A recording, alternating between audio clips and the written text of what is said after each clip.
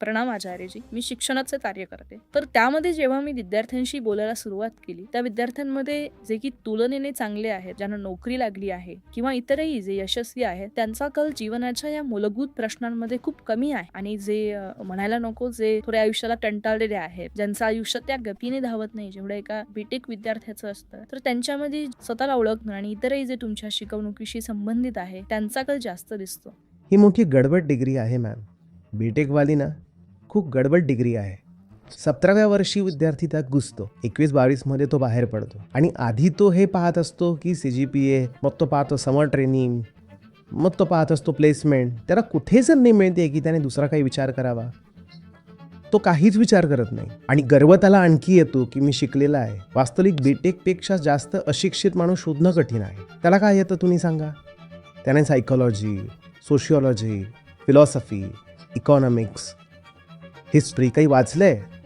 तो काहीच जाणत नाही. तो फक्त एका प्रकारचा प्रशिक्षित मेकॅनिक आहे.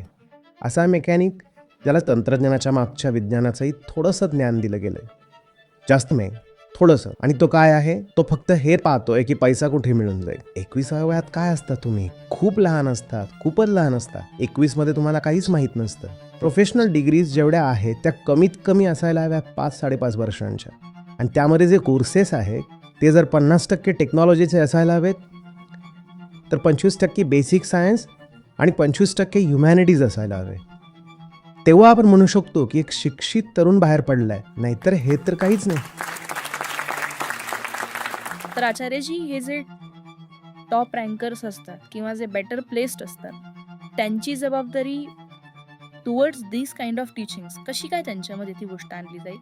जबरदस्ती करावी लागेल. तुम्ही सिस्टीममध्ये त्यांच्यासोबत जबरदस्ती करू शकत असाल तर करा, तरच होऊ शकतं, नाहीतर नाही. सर, जबरदस्ती करणं मोठं कठीण आहे. जबरदस्तीच करावी लागेल. विना जबरदस्तीचे ते क्लास अटेंड करतात का?